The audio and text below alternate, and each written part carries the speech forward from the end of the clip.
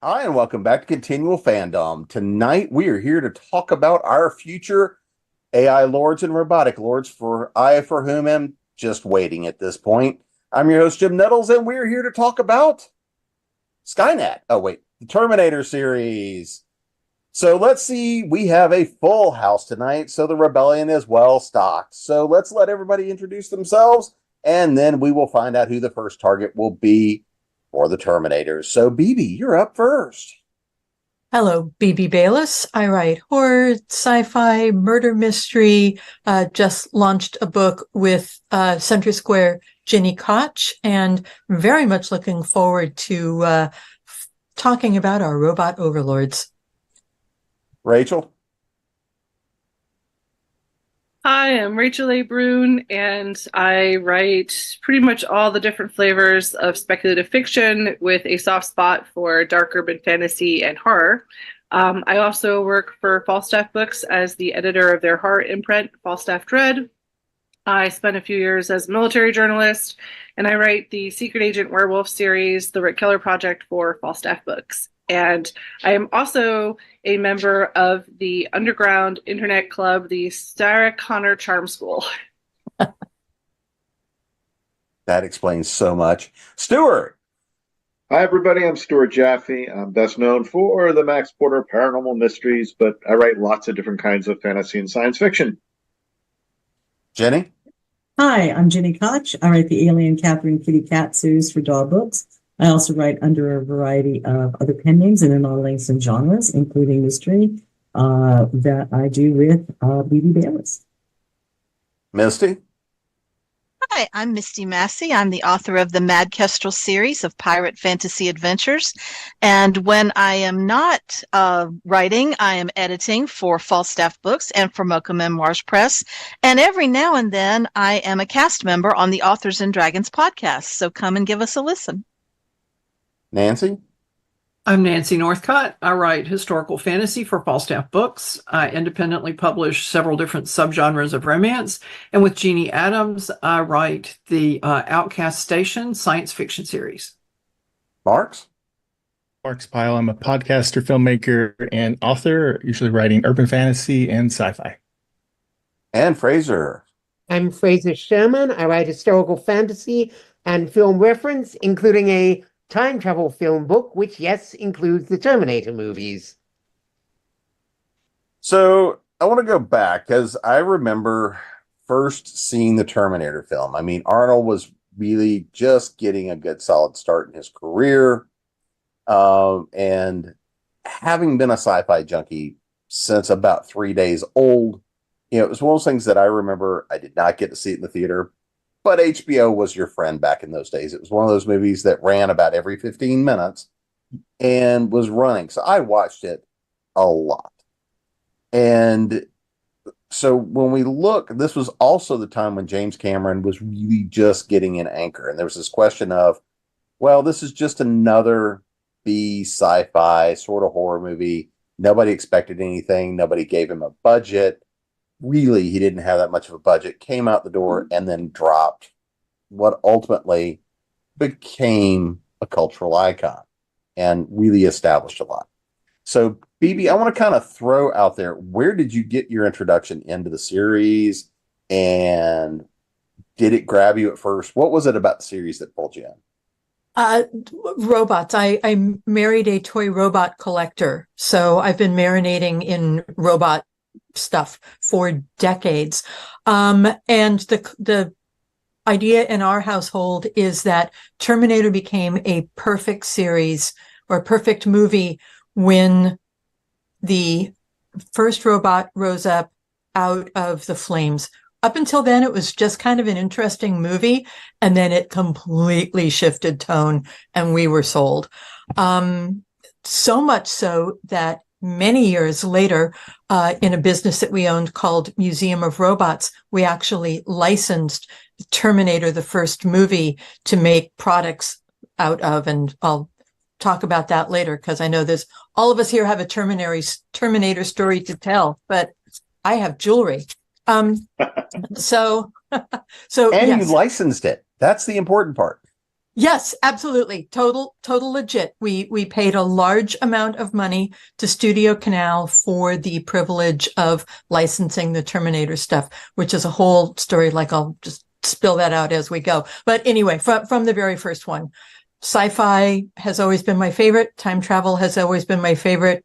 Robots, it was sort of it was the perfect storm of everything that appeals to me in terms of storytelling, and it did not disappoint until after number 2, but that's a different story as well.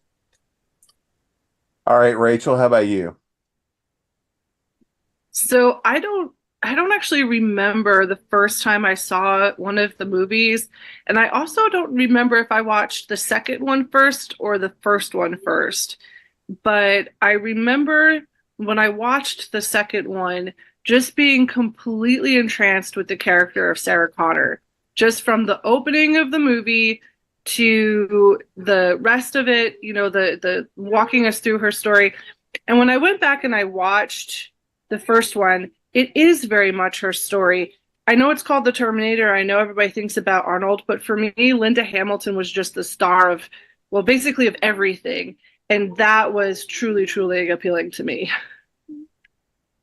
Stuart? Well, I didn't get to see the first one in the theaters because I was only like 14 or 15. But I remember hearing about it first at a family dinner, and an uncle was like, "I just saw this movie," and he's just going on about, especially he's like, "You won't believe it, the guy cuts his eye out and he does this and he does that," and I'm sitting there going, "This sounds so cool." And then it came out on HBO, and I videotaped it, and I ran that videotape till it wouldn't run again because I just watched it over and over and over, and I was just blown away. And then I had to wait a decade till the next one came out. But when it did, I was there for opening night to watch it. I was hooked from the beginning. Jenny? I didn't see it in theaters because horror scares me, and it looked like it was scary, and I wasn't wrong. But so then Boyfriend's House, I'm watching it with my now husband and my now little brother, and it's later at night, and I have no idea what's coming. They've both seen it before. And so, sorry, spoilers for like a 40-year-old film. When Michael Biehn's character dies, when he kills Arnold, I think we're done and we're made it out. And little brother says, "Oh, well, Arnold's done with the film." And I think, yeah, right. And then the robot comes, and I scream so loud. I'm like, "Shut up, you're going to wake up Dad and Mom." I'm like, right. So thank you, HBO, for me not having to see that on a gigantic screen and scream in a crowded movie theater. But it was so good, and I loved the ending. I thought the ending was fabulous. And I agree with Rachel wholeheartedly. It's Sarah's story. It's called The Terminator, but it's she. Without her, it doesn't matter. Nothing, it doesn't matter. She is the key. Misty? We went to see it in the theater, and I was still in college at the time. And so we went to see it in the theater. There was one just down the street from our campus. And so the man that eventually became my husband and I walked down to that theater all the time to see movies. So we walked down to see that. And we were absolutely blown away. We loved that movie. So the minute that it was available on tape, we got it. Now, back in those days, it was actually beta. And so I had a little beta cassette of the Terminator, and I played it over and over and over and over until it finally fell apart. But we always thought, and we still do, that it's an extremely romantic movie. Mm-hmm. And so it's one of when Michael Biehn looks up in the mirror at the bar at Sarah, my heart starts just thudding and I get lightheaded. It's just, I think that's the most romantic glance in movie history. So that's my thing. Nancy? I also saw the first movie on HBO. I think I totally missed it when it was in the theater, or else I looked at it and I went, I don't think that's really my kind of thing. But it was an evening where I didn't have a lot to do, and it was on HBO, so I thought I would check it out. And oh my goodness. I totally agree that it is Sarah's story and it is Sarah's arc that's really engaging. I mean, Kyle and his coming across time for Sarah is great and it's wonderful and it's romantic. But if Sarah is always the damsel in distress, I never watched that movie again. And the fact that she wasn't was just fabulous. And it's odd that I like that movie so much because I don't generally gravitate toward movies that have a romantic plot line in them and it's not a happily ever after romantic plot line. But if it had been a happily ever after romantic plot line, Sarah's story wouldn't have been the same. Mm-hmm. And so I think that's every once in a while I'm okay with it not being a happy ending. And this is one of those times. And I liked the movie so much that at one point I was teaching a college class on science fiction, fantasy, and society. And one of the things we looked at was the role of technology in society. And I used the Terminator as an example for what we could look at on there. And I introduced my husband to the movie on our honeymoon. We honeymooned in San Francisco, and in the evening we didn't have anything to do. And so we checked around to see what was on TV, and we caught the very beginning of it, you know, when the guys are at the observatory being jerky, and then Arnold materializes. And then I said, oh, we have to watch this. This movie is awesome. And so we're watching the movie, and then Arnold reaches into the guy's chest and pulls out his heart. And my newly minted husband looked at me and went, you like this movie? And I said, it's awesome. And you're stuck with me now. So settle in to watch it. And I don't know that he's ever really acquired my really liking for it, but he's used to my what he may consider odd habits now. Well, we all know that Mark has just sort of gone and settled into the I made that choice. I guess we just go with what I got. Well, he's a good sport about it anyway. Now you have to put up with him too. It's all right. Marks, how about you? Oh, I think it was Rachel who said this. I can't remember if it was the first or second I saw. I was way too young for the first. I know my mom wouldn't allow me to see it, but I did catch it.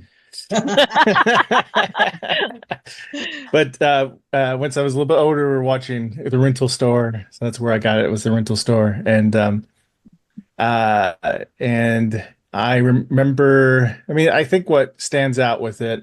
Well, I love everything from Arnold Schwarzenegger anyway, especially when I was a kid, so that was a big help. But also, I feel that like it could have been very easily like on the surface, like a horror slasher film. It just happens to be a cyborg, right?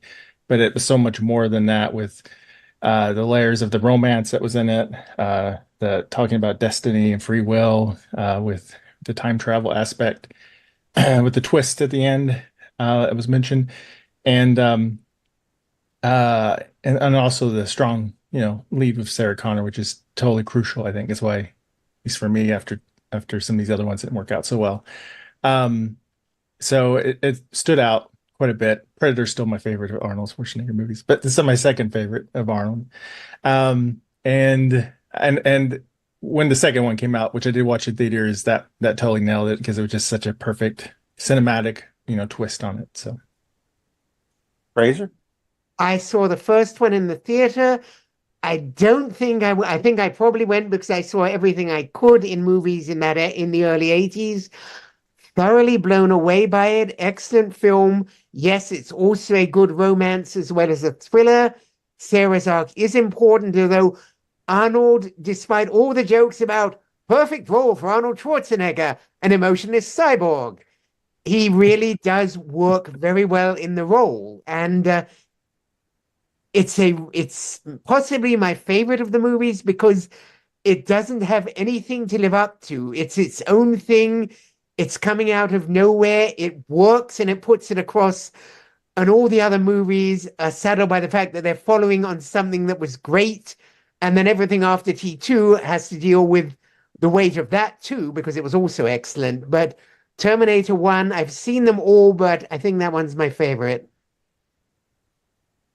Looking back and remembering, and I think everybody's really hit on what I think is part of the reason that this series and franchise was so successful is the notion of Sarah Connor as the hero, right? This was definitely well into the Scream Queens era. There was always the expectation of the hero's going to come in, save the damsel in distress.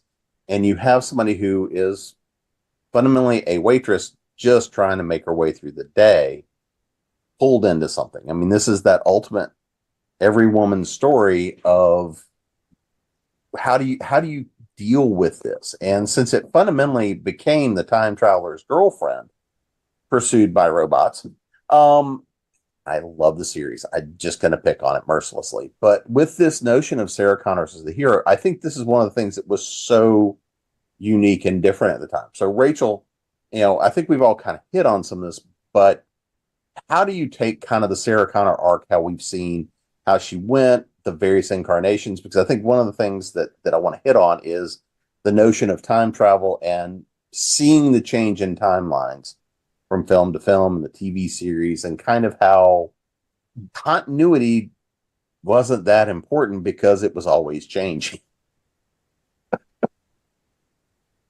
So for me, I think that what people have said about the fact that it took something that we've seen and subverted it. So up until that time, you had the Scream Queens, you had the final girl, right? And in the first movie, Sarah Connor's the final girl. She's the one who makes it all the way to the end, and you see her hop into the Jeep and head off into the sunset. And then in the second one, though, I think we're breaking new territory, as much as any film can break new cinema territory, where the first thing you see is Sarah Connor in what you might be like a more traditional male situation, with her like working out, getting ripped, breaking out of wherever she is, breaking out of the mental hospital / prison, whatever, and then heading out to save her family. These are ways that I think that they both met expectations as well as subverted them. I think at the time it was kind of new. I think that it laid the ground for a lot of heroines, such as Buffy. I'm not sure if nowadays we expect our female heroines to follow the same arc, but I know it's harder to subvert expectations when we've had such an awesome role model. Stuart? There's a lot of different things there. The thing that about Sarah that some of you were mentioning, like that the movie's called The Terminator, but it's really her story. And I don't know if this is just because I've watched the movies so many times, but to me, she is a Terminator. She's not the Terminator as in the mechanical robot sent back, but they send the robot back because she's ultimately destroys, she's the one who's terminating the Skynet and all that, or trying to, which is why she gets the line at the end of the first one where she says, "You're Terminator effer."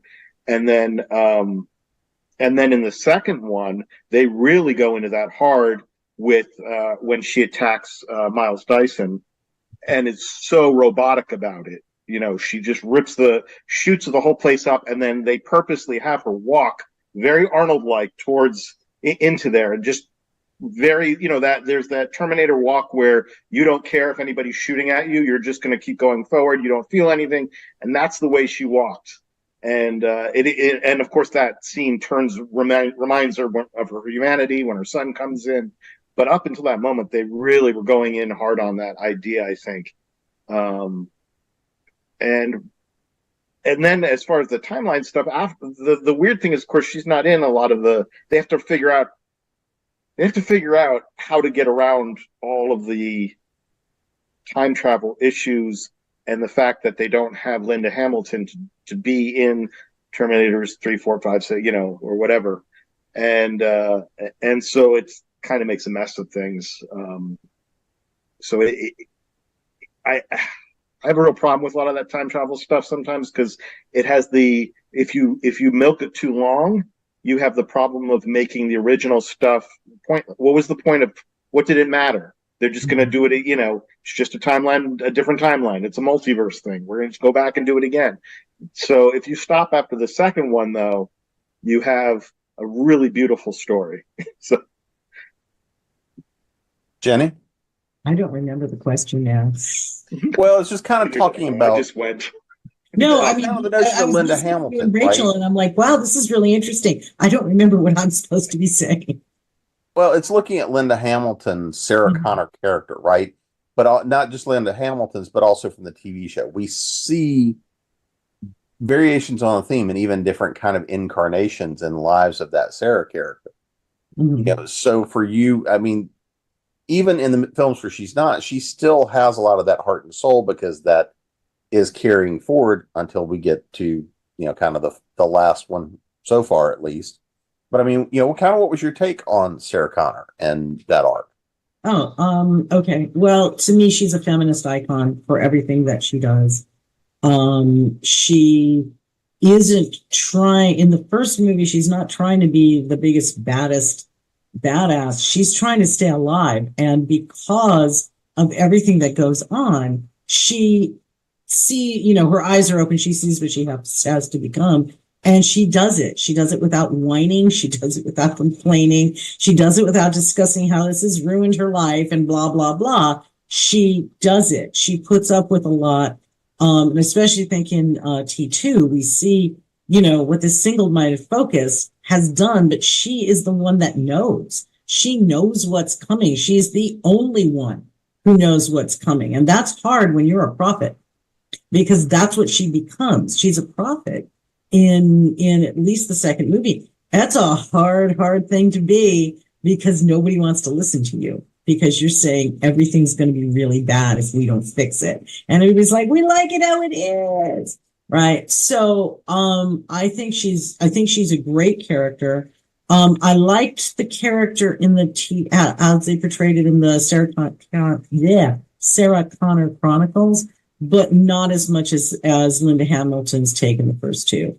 There's just a different feeling in that. But that's the difference also between film and television. You have a much longer time in TV to do whatever it is you're doing than you do in a movie. So I like movie versions of Sarah better than TV versions, but I think anything that didn't have her in it accurately suffers because of it. And I'll talk about whiny John Connor later.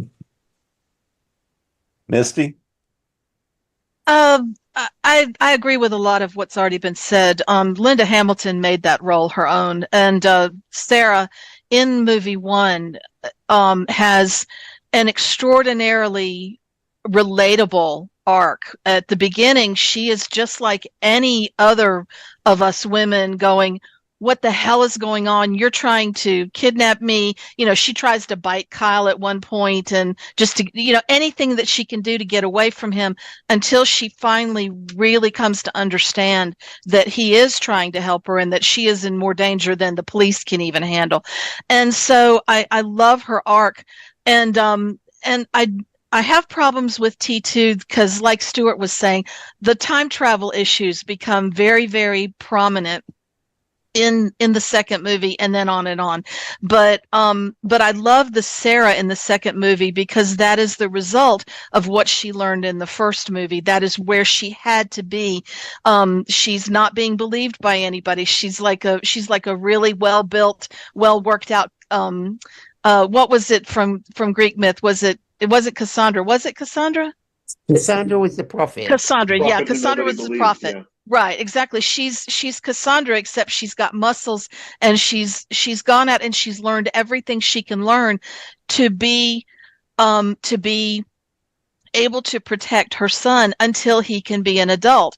And so I love that arc. I think the problem with the TV show Sarah is that she lacks Lena Headey is amazing. She does a great job, but she lacks that desperation. Linda Hamilton's Sarah, there's an undercurrent of desperation in every move she makes, from the moment that she meets Kyle all the way through.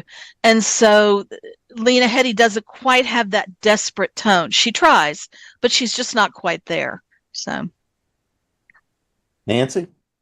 I think TV Sarah, as Misty and Jenny have both pointed out, is kind of in a different spot from movie Sarah, and she has to be in a spot that they can sustain over multiple weeks of television, which limits their options. But sure. I agree with what everybody has said, but there was something that occurred to me while I was listening to everybody.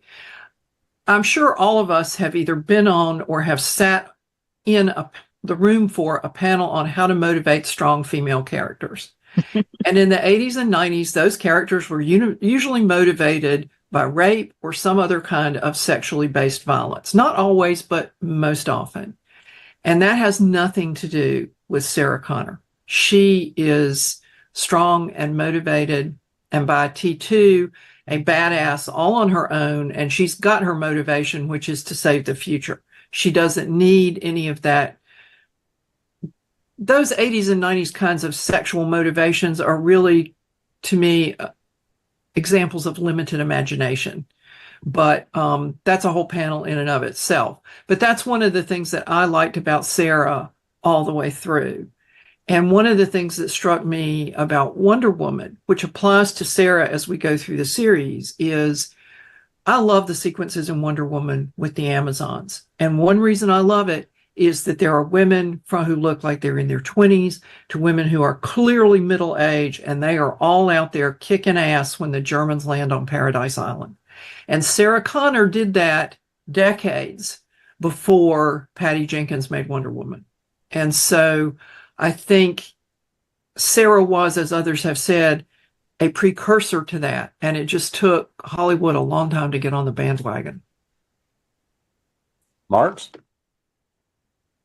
I agree with everything said so far. I mean, there's an iconic role. Linda Hamilton did a great job with it. I think what she did really good was balancing out her becoming a stronger character, but also just as anybody, she's scarred a little bit. In this case, psychologically scarred a little bit. It affects her emotional state or how she handles emotions and such. And I think that's where Linda Hamilton did a great job balancing that part out.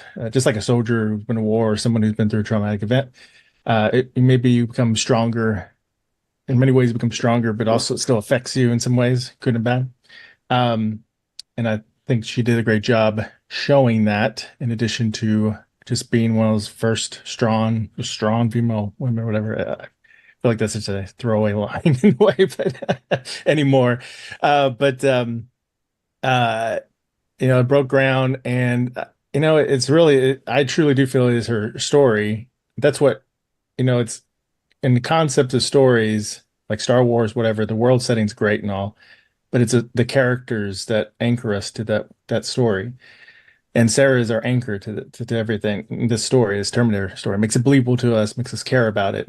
But if you write her out of the story or change her through time travel, then we stop caring, because then what was the point, right? And the timeline got confusing later. They didn't have Sarah's and many of them. So I think that's where it really started to fall apart a bit. Fraser? As everyone's covered how great Sarah Connor is, I'm going to talk about her morality.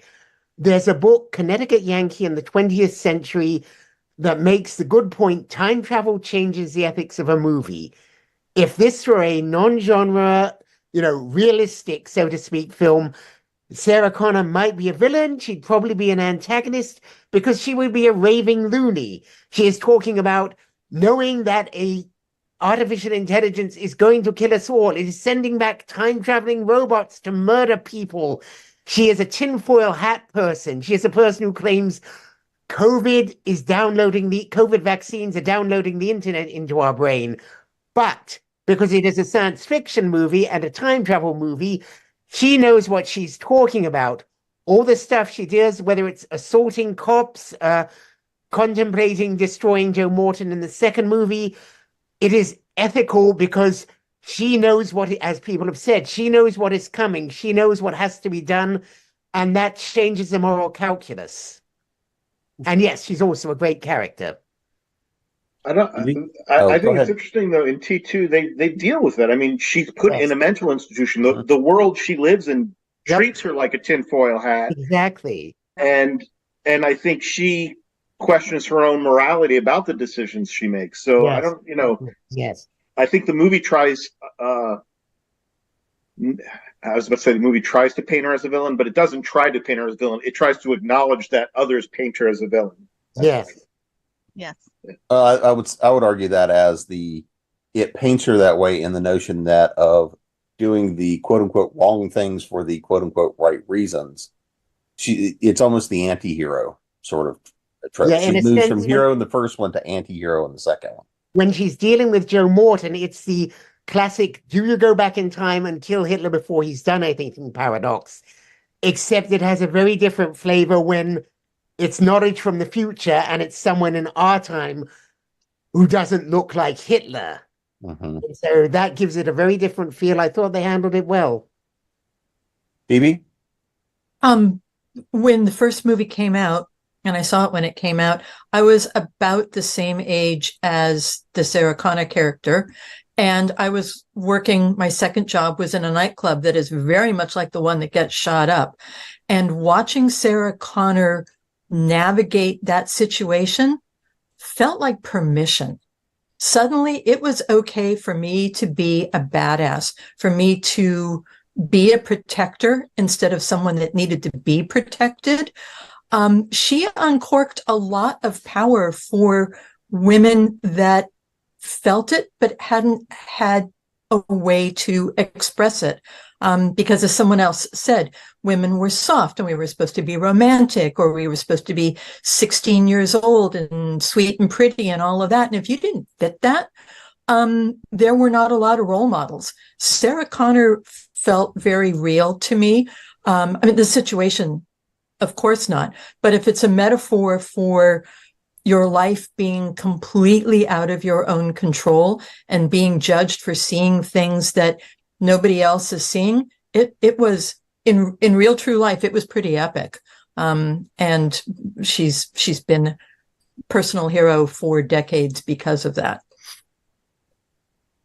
Well, and before we talk about John Connor in the various incarnations, one of the things that we really need to look at is also the migration of technology, and how when we start in the first film and even the first couple of films, both the technology used to create the films, right, the special effects and all of that, but also just how the technology at the times really did reflect a really good path forward. We've seen a lot of those things now being either come to fruition or being developed as we go along. So Stuart, for you, outside of the time travel technology, kind of how do you view the technology in the story, the notions of Skynet and some degrees of sentience and all the rest of that? Because again, we've seen ideas of Skynet and those kind of perpetual systems before, but I think this is the first time that it also presented in a way that was almost as relatable as the first time people saw things like war games, and that notion of an overarching technology that could guide and have a degree of thought and sentience. Right. Well, we were still, I mean, when T2 came out, we were still at a point where the internet existed at that point, but it still had not fulfilled the promise that we were, I can remember seeing, how what we're doing right now, this visual phone call we're all on together was a pipe dream. We were told the internet is going to be able to do this, and this, and it would be another several decades before we're sitting here now able to do this. So we were still engaged in these cautionary tales about technology, because the really far-reaching technology didn't exist yet. We didn't even have cell phones when that movie came out. Whereas now we really do live in a sci-fi world, just without the flying cars. So there's you can get those. I think nobody. There's going to be a T2 type movie that's going to come out and deal with what we're dealing with now, because they do obviously AI is a big part of. That's the whole reason the Terminator movies exists, and within its story, right? Skynet becomes self-aware and gets rid of the humans. But all of that it was much easier to talk about because it was removed from our reality. And that's why that was a good vehicle to look at. And a lot of science fiction is good to look at those cautionary tales. But yeah, I'll just leave it at that. There's plenty of other people to say more. Jenny? I think we have failed to give the shout out that really needs to be given, which is to James Cameron, who not only wrote, he also wrote and directed. And he's really good with technology, not just in, like creating the world of Avatar and such, but this is the guy that had to take over the Alien franchise and took something that was this giant, the whole thing is a computer, while computers are miniaturizing, and makes it believable. And he has always done strong women. He makes Ripley even more badass than she was in the first movie. In the first movie, she's smart. In the second movie, she's a badass. How he handles the technology and everything else. So, I mean, I know there's some people that don't like James Cameron, but I think he's a genius and really amazing. And I really think that part of what we love about at least the first two movies is him, because he's directing. He's in control of everything. And movies are a director's vision, not an actor's vision. They're a director's vision. And his vision for the first two movies is, I think, what we all love. And I don't remember if he was involved in the third one or all the others, but my feeling is no, because they sucked. And so I think anytime you put James Cameron and James, think about what the future could be in a technological way, he always delivers, and he delivers in ways that you realize, a decade or two later, like, wow, man, you really saw it coming. So I just really think that he and whoever else worked on the script really got it. And I liked the future thinking. So I think that to me, my answer is James Cameron is amazing and was really at his just at a peak. I realized it was just a start for him, but he's amazing starting, let alone later in his career. Well, I'm talking about James Cameron and that technology. It's remembering the Abyss film. Yes. How they created the technology for the liquid metal Terminator. Yes, the T-2000. Yeah, I mean, he's always trying to advance it. And I think that's really great, even though, at the same time, I do not welcome our robot overlords. But yeah, so no, I just think that when you go into a James Cameron film, there's going to be certain things that blow you away. And the technology being offered is one of them. Misty? I think one thing that I liked about the Terminator, as far as its technology, was that it was something that I, as a science fiction fan, practically all my life, could accept and could actually maybe foresee the fact that the machines would decide, okay, done with the humans, and we're just going to take over because they don't know what they're doing, and we can agree that we really don't know what we're doing half the time, but it. You look back at literary science fiction in the 60s and the early 70s, and you have things like Harlan Ellison's amazing story, I Have No Mouth and I'm a Scream, which could easily be a precursor to the world of the Terminator, because it's the story of a machine that went, we're done, we're taking over the earth, and I'm just keeping a few of these as pets. And so the Terminator, the technology in the Terminator made perfect sense to me. The time travel, I'm still a little iffy on. In the first movie, it was fine because they didn't depend on it. It did one thing. The time travel machine, they had it, did one thing, and then we were done, and then the rest of the story got told. So we didn't have to worry too much about it. In later movies, it becomes a problem. But the thing about the technology in the Terminator is that it is believable to me, and it's the reason that I still am very, very nice to my Alexa when I talk to her in the kitchen, because I don't know what's going to happen, and I want them to remember that I was always nice to my Alexa. Nancy?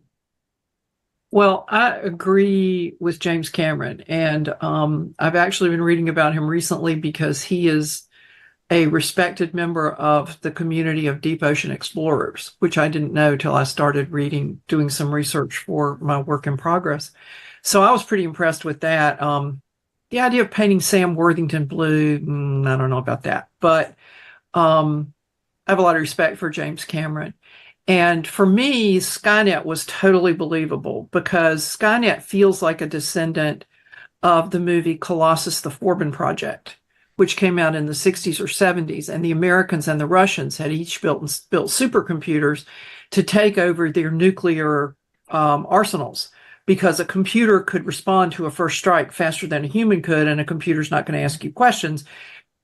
And the mission of both computers was to protect their people. And they got together and thought, these people will be protected if we just run everything. And Forbin was the scientist who had invented the American computer. And then you go some years on from that, and you have the HAL 9000, which is like, open the pod bay doors, Hal. I can't do that, Dave. And so we're sort of primed to feel like sentient technology has the potential to be a really big problem. So when we get to Skynet, I was like, yeah, okay, fine. And so the technology worked for me, and I tend to be pretty accepting of things like that anyway, although Skynet did something really stupid in Terminator Salvation, but I'll wait till we get to that to talk about it. Well, yeah, but that's because it was still running on Azure's platform. So Marx. Yeah, James Cameron's a great filmmaker. Like I said, that first movie could have been just a simple sci-fi horror movie, and he added some layers to it. I'm sure that's how he pitched it to producers to get the money, but he added some nice layers in there that made it much more memorable and iconic. Yeah, I mean, the AI tech it's coming as we speak. So there's a lot of militaries already using AI to help them target bombing places and everything, and there's lots of unmanned drones all over the place, and there's experiments already on using AI of drones, and and even if the main governments pass laws against it, like they're talking about, there'll always be governments that will break those laws. So we're unfortunately getting close to it. I don't think we'll be controlled by AI in my lifetime. Hopefully not, but we'll see. So, but it's a great cautionary tale. That's what sci-fi is great, right? Well, stories in general, right? The stories that go beyond just entertainment are the stories that teach us about life and give us lessons in life to learn. And we learned lessons in Terminator, both about the caution about our technology and how fast it grows and could take over, and also about how women can be stronger and defend themselves. They don't have to be protected, but they can also protect themselves, and which wasn't always in movies back then. And I think that's why Terminator 1 stands so strong, and Terminator 2 also. Fraser, thoughts on the technology? Skynet. Okay, first off, what we have now is not really artificial intelligence in the Skynet self-aware sense. In fact, if it was Skynet, anything like what we've got now, it would be killing us because it was stupid and imitating mistakes because of what it found online or what it saw in war games or the Terminator. In the movies, Skynet is the least interesting thing in them. It works fine in Terminator, where it's kind of a boogeyman. It does not play a role except to send Arnold back, and that is the focus. It works okay in T2. It gets more and more important as the series progresses, and it's generic. It's one of countless killer computers in science fiction. It has no particular personality. Its agenda never changes, and I find it dull. Exception, Terminator, the Sarah Connor Chronicles on TV. Second season, it turns out Shirley Manson is a liquid metal Terminator. She is back, and she is working on some kind of project to create Skynet, but with emotions and some degree of humanity. Whether she plans to do good with it or not, I don't know, but it was an interesting angle. I wish the show had lasted long enough to explore it. Otherwise, Skynet, Spynet, feh. Bebe? Like 3 people in my neighborhood have Skynet as the name of their Wi-Fi network. So clearly it remains a cultural touchstone. Skynet I believed it. I've been working in technology my whole career. Yeah, absolutely, that was possible. But I'm struck as we talk that apparently the people in the Battlestar Galactica universe did not ever watch the movie, The Terminator, because otherwise they would not have networked all of their freaking spaceships, and they would not have enabled the Cylons to exist. So, you know, I never watched the original, only the reboot, but, you know, bad computer makes bad robots is kind of a timeless tale in my world, and I'm totally here for it. Well, we do have Greek myths that go back to automatons, but that's a whole different story. Rachel. So, as a couple of people here have said, I think the technology works, especially in the first two movies, because we don't know very much about it. And like this was the era before the internet would scream when you tried to get on it. And so, right? So you don't, I mean, all you needed to know was that this was an implacable enemy. There was no escape. It would just keep coming and coming and coming, no matter what you tried to do. And you could give up, you could make a dumb decision and end up dead, or you could just throw everything you are into fighting it. And that when you made that last choice, that's the last possible choice for humans to make. And of course, Sarah Connor makes that choice, which is why I think she is such a badass. Later on, I'm honestly not a really big fan of the rest of the series or the show. I think, and part of the reason I think is because they start trying to explain the tech. Oh, look at these androids or machines or whatever. They want to have emotions. Whatever. I don't care. We've got humans. Humans have emotions. I don't, the only robot that the only robot I ever cared about their emotions was Data from Star Trek. That was it. Everybody else, I don't care. You're a machine. I'm not, I am polite to my Alexa, though. I will say that. It can't hurt. One of the things I like about the Sarah Connor Chronicles is that Cameron, the Terminator, played by Summer Glau, doesn't develop emotions. She doesn't want them. She's there as a killing machine to protect John Connor. And she is completely cold-blooded. There's a first season ender. There's a kid who's about to commit suicide. John wants to save her because he's John Connor. And they do a good job of making believe, yes, he is a future hero for everyone. But Cameron prevents him because if he does that, he will draw attention. That will draw more Terminators. And she doesn't care a crap about the kid. And that never changes. Well, and I think that's a good lead. She's awesome. Well, I think that's a good lead in to talk about the title, the titular John Connor, right? We obviously don't see John in the first film, though apparently a little bit of in utero, we might get a live. But anyway, but looking at John Connor, and we see a lot of different incarnations of John Connor from film number 2 forward. So, Jenny, I'm terrified to ask this question. John Connor, thoughts? We do actually see him in T1. He sends Pyle back. True. So we see him. We see him as an adult and as a leader. We do see him in utero, and then we see him as a kid. And I think Edward Furlong's. I didn't think I thought we did. We don't. Not in 1. There's John Connor doesn't appear in 1. Oh, so we see it in 2. You see the hey, I'm being sent on the mission, but I don't think we actually see John. I don't remember. You see John get conceived. Yeah. The first one. We see him in utero. I thought we saw him send Kyle back. I just watched it today to get ready for all right, well, then know. Then we must see him in 2 because there's at one point we see an adult John Connor and he is a leader. I thought Edward Furlong's portrayal of him as a young preteen, young teenager was great. I mean, it's the right kind of attitude. It was done really, really well. I think the John Connor of the third movie was an abomination, an insult. That's like, does your mother know what you're about? Oh my God, he was awful. Nick Stahl is a great actor, but he is not John Connor. He is not heroic. And I didn't really want to see John as a wimp who has to find his balls. Okay, that is not how I ever saw John Connor from the first two movies. He's being raised by the Queen Badass. Okay, why are you such a pathetic wimp? You weren't a pathetic wimp as a kid.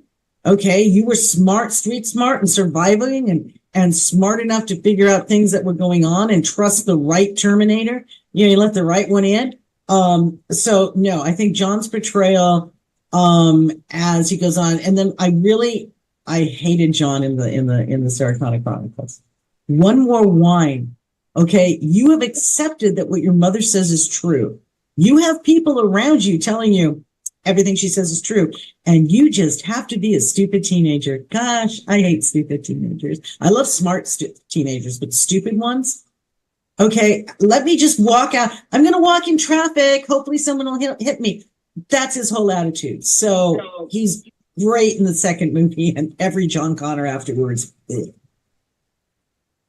Misty? My favorite John Connor is the one in utero in the Terminator, in the original. And the reason for that is that he's in the first movie, he's set up as almost a mythic hero. And so there's really, and we've also agreed that Terminator and Terminator 2 are Sarah's stories. And so I feel like every attempt to portray John Connor on screen has failed because he's such a mythic hero that nobody can really touch it. And I don't really want to hear John's story. I was good with it being Sarah's story. And so I like John before he has turned up, while he is still pure potential. And that's me. Sorry. Nancy? I actually think Misty put that really well. I liked Edward Furlong as John in the second movie, and I thought it was an interesting perspective. I never really warmed to the John of the TV series, and I think it's because the John in my head was a mythic leader and preparing to be a mythic leader, and this guy was never going to get there. Or at least that's how he struck me. I'm sure lots of other people felt differently, and that's fine, but that's how he struck me. I was really disappointed in John Connor in Terminator Salvation because I loved Christian Bale's Bruce Wayne. And so I was all ready for Christian Bale to be this larger than life John Connor. And honestly, I don't fault him. I think he did the best he could with the script he had, but the Terminator was far and away the more interesting of those two characters. And I just didn't feel like John had been done justice. And then at one point, I might be confusing my movies. Anton Yelchin. No, Anton Yelchin was Kyle, right? Yeah, thank you. So what I was going to say about Skynet being stupid still pertains, though, because Skynet captures Kyle Reese. He has not yet gone back in time to sire John Connor. So do they instantly kill Kyle Reese to make that impossible? No, they don't. They put him in a holding pen so people can rescue him. So we have that aspect of the story in the movie. And I was sitting there, I don't believe, and my son's like, Mom, I'm watching the movie. So I would agree that John Connor has just never really been done justice. And I would have liked to, and maybe there's a John Connor on the cutting room floor for the original Terminator. I would like to have seen him in that movie, but, c'est la vie. Marx? Yeah, I agree with a lot of that. I think I like John just fine in the second movie. I thought it was good overall. I can't really remember him in the TV show very well. It sounds like it was annoying. It sounds about right. I remember Summer Glau and there's that Sarah Connor fairly well, but not him. But yeah, he's just a mythic character. It's really hard to make that work. And I really think we're rooted into Sarah's story, and we care about John as much as we care that Sarah is trying to protect John and raise him, more than we care about John's story, right? I guess because we already know the ending to his story, maybe. Where we don't know where Sarah turns out in the end of all that. So none of the other versions after the second movie have really stood out to me for John. Fraser? Terminator Salvation stinks, partly because I do blame Christian Bale. He comes off so grim, it's like he is parodying himself as Batman. Also, because he's supposed to be a leader of the resistance, but the movie makes him a lowly grunt so they can have a generic clash of wills between him and his hard case superior Michael Ironsides, who is, of course, wrong about everything. And it was bad. Terminator Sarah Connor Chronicles, I like John. I could buy him as a future leader of the resistance. Terminator 3, okay, but then it's kind of a movie just going, to some extent, going through the motions to follow on with Terminator 2. One thing that does strike me as we were talking is that having a woman who is protecting her kid is a standard rationale for making the woman a tough, competent badass. And I never feel like that's all there is to Sarah. She is more than that. It is not just about John. She is not just the mother, the protective mama bear. And writing her that way is a plus that helps make her a great character. Phoebe? I think about John Connor the way I think about the shark in Jaws. It was at its most effective until we met him. Well, Rachel, see, that's brevity with pontification. I wish I I did said that. So for me, I don't know if I will see a good John Connor until I see another good Sarah Connor. Because a writer who can make another good Sarah Connor is going to be able to get John Connor right. I'm not going to write him off as a character, but I have not seen a character reach what I thought that character could be. And that's coming from someone who reads a lot of speculative fiction, but also a lot of history where there's all of these models of strong leaders who grow up fighting and become leaders of rebellions or insurgencies or what have you, and they become these mythic legends. I'm like, pick one, base John Connor on it, and get to work. There's really no words that I really have to express, even as a writer, that I have to express my dislike of how the series handled John Connor and how they handled what we learn of Sarah Connor's backstory and everything. Basically, the entire series, I'm not really a big fan of, but specifically the character of John Connor, because I did not see any part of that character as able to get from where he was to where he would be, and I don't think those writers had it in them. Stuart?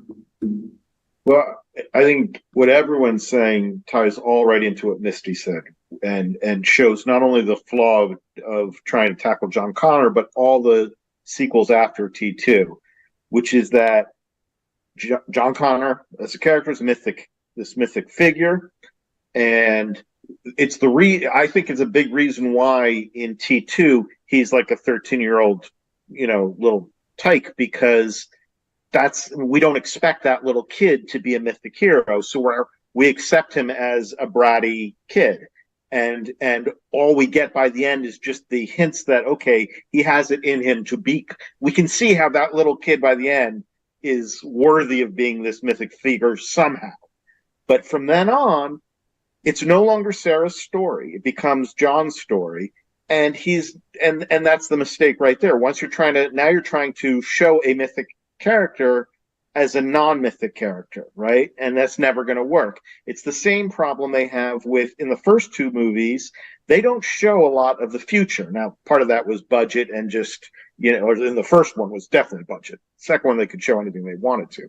But they don't. They show glimpses of it. You get a hint of it, piles of skulls and things like that. But they don't really spend a lot of time in the future. By the time you're like Salvation has a lot that's in the future, and now they're trying to create a whole new world where it's not a story about Skynet and John Connor in the future. It's about now and the problems we have now dealing with the technology we have now. And it's, of course, Sarah Connor's story, not anybody else's. So the minute we get past T2, we're in territory that you just can't win unless you were to get Sarah back and try and write something there. And even then, I think you're showing too much of the future and too much of John, so it won't work, in my opinion. Well, I think we've kind of established that Sarah Connor was the ultimate helicopter gunship parent. Yeah. And maybe when we look at John Connor, that notion of what he should have been or should have become, and that notion of the mythic hero it can be a near impossibility to get to. But I would agree that there was a lot of things that there were opportunities there that were missed.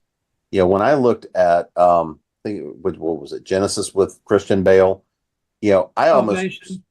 Salvation. I almost saw that as a repeat of Reign of Fire, right? That was the same Christian Bale sitting there going, the world is ending. I guess we have to go fight the mechanical dragons in the air. I mean, it was kind of that same, just without as much passion. There's a lot of things to me in the series, and again, I think because they rely so heavily on time travel to say, oh, we fixed that problem, but we broke it this way, right? Part of that is to be able to push the timeline down so that it continued to be an allegory for the period of time when it's set. But I want to kind of throw a last question out to everybody and let this be the free-for-all. Everybody's always got that thing of, there's the one thing I wanted to talk about, or one thing I wanted to make sure I talked about, to talk about the Terminator series. So, Misty, what's your one thing we haven't talked about related to the Terminator series that you've got your pontification, your rant, that one brilliant thought? I'm not going to commit to being brilliant. The first movie was a really good time travel movie because it was a very simple storyline that closed it closed the circle. It began here and it came all the way around and closed.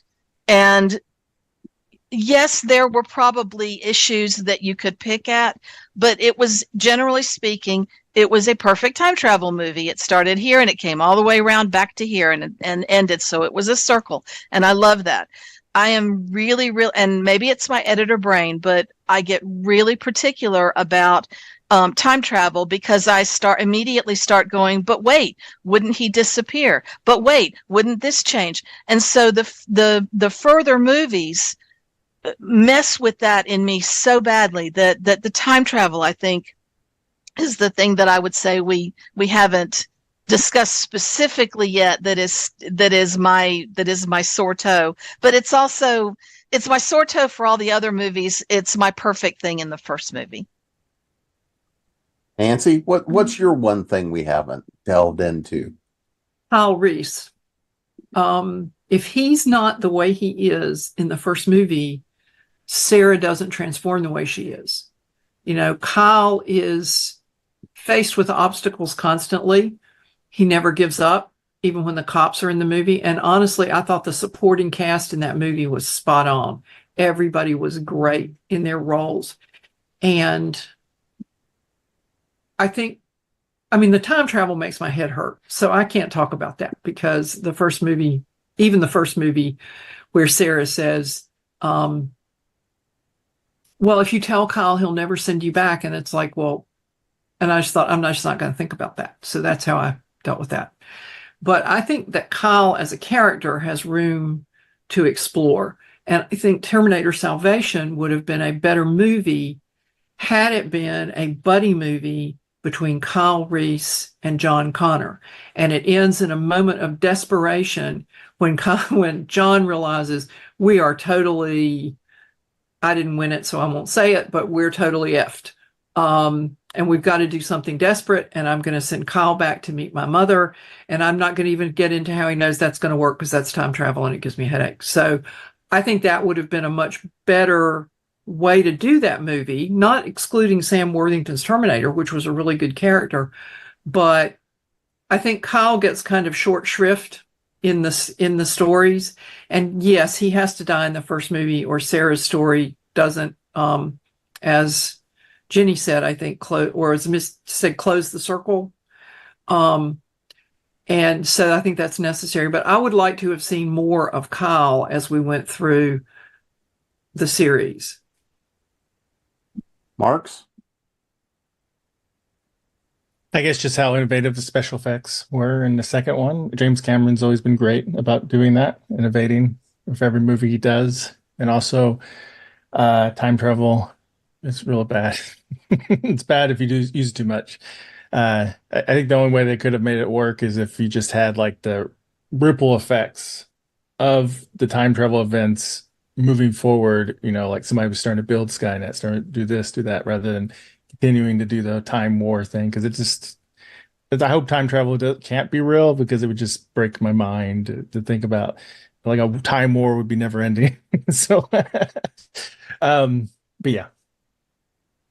Fraser? I watched a lot of Terminator knockoffs for my time travel book. I'm just going to mention one 1995 Japanese film, Terminatrix. The cyborg that comes back is a female. Her mission is to prevent John Connor's conception by finding his father, making love to him, and, I am not kidding about this, crushing his genitals in her vagina dentata so he will never have kids. And she is finally destroyed by somebody shoving an electrified dildo into her, shall we say, feminine recesses. This does not make the movie good, but it is undeniably memorable. Phoebe? I want to give a shout out to Arnold Schwarzenegger and his very memorable dialogue. The character only has like 60 words in the whole movie, but all of them are a gem. Now, admittedly, I'm biased. My husband was raised by an Austrian mother, and he does the most dead-on Arnold Schwarzenegger, the Terminator impression ever. I'll hand him a basket of laundry to take upstairs, and he'll say, "Your clothes, give them to me," in exactly the right line. He leaves the house, "I'll be back." So the Terminator really permeates many, many corners of my day-to-day life. But Arnold did more than he possibly should have been able to with what he was given in terms of even a speaking role. I think it was kind of fantastic. And, like the Skynet in the neighborhood, there are these little things that make this movie what the first one, the classic that it truly is. Rachel? So I don't think we've mentioned Terminator Dark Fate at all.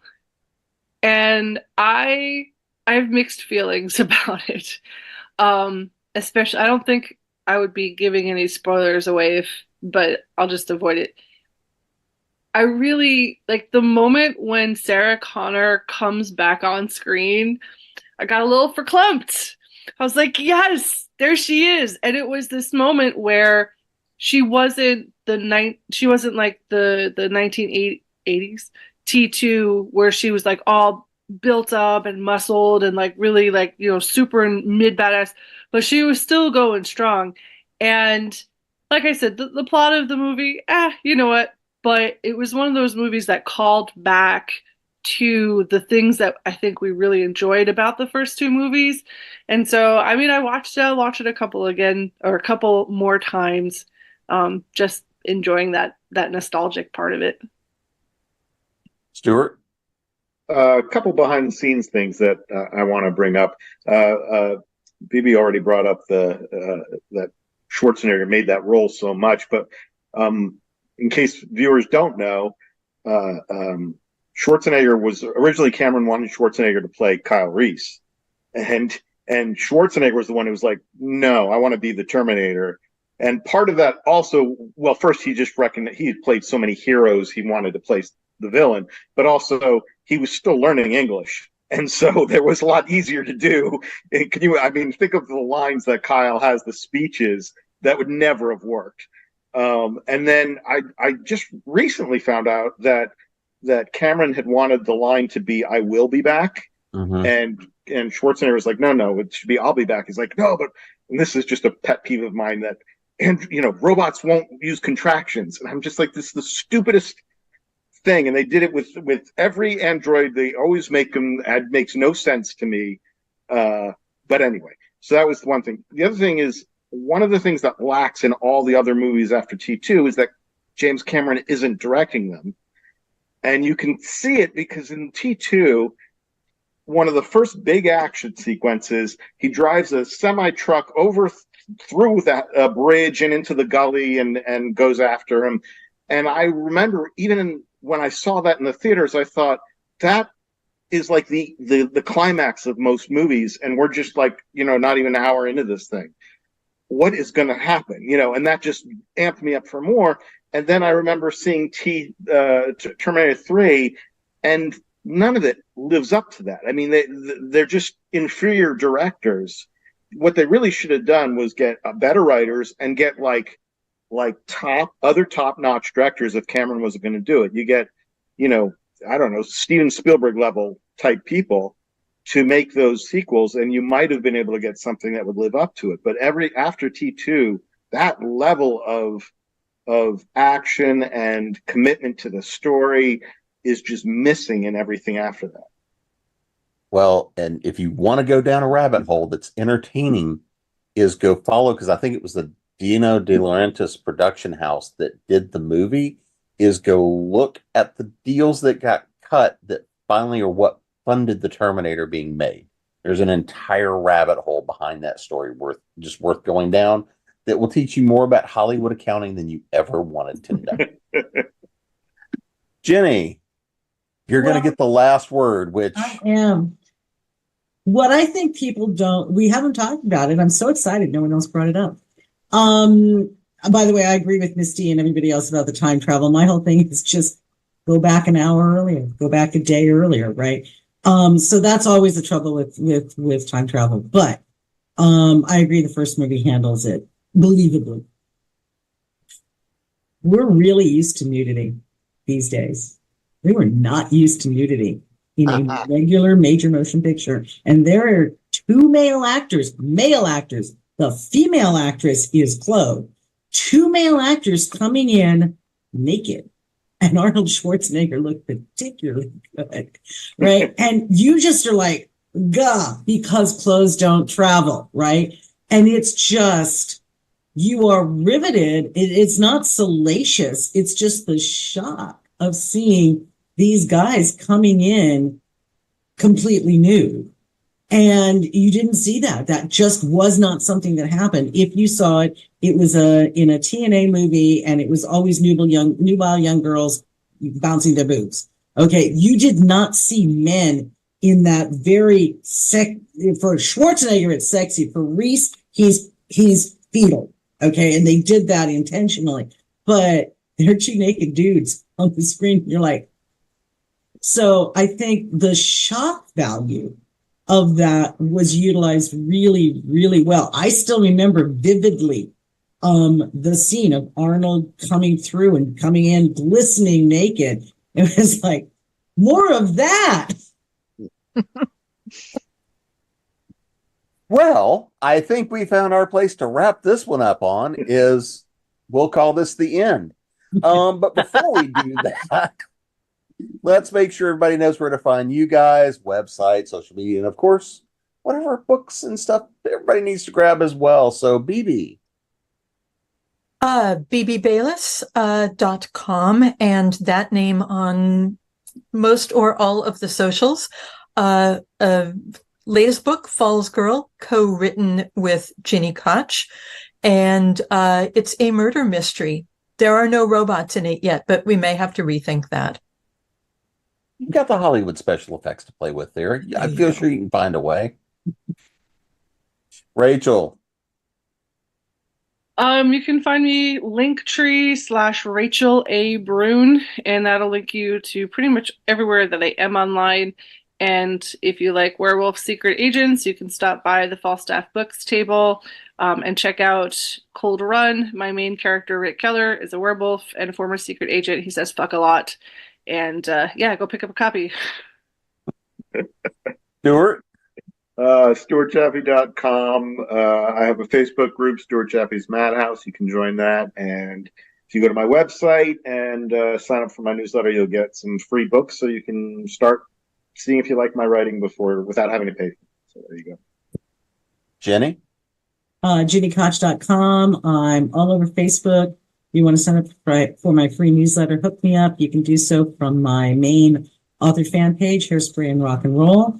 I'm also on X, Twitter, Blue Sky, and Pinterest. And as Bebe said, our most recent release is Falls Girl, which is about a Hollywood stunt woman who has to use her movie knowledge and stunt training to solve a lot of mystery and some murders. Misty? You can find me at mistymassey.com. You can find me on Facebook and the site formerly known as, and TikTok and Blue Sky. And if you're looking to see me in real life in person, you can find me at the Saga Conference in July in concert with Congregate.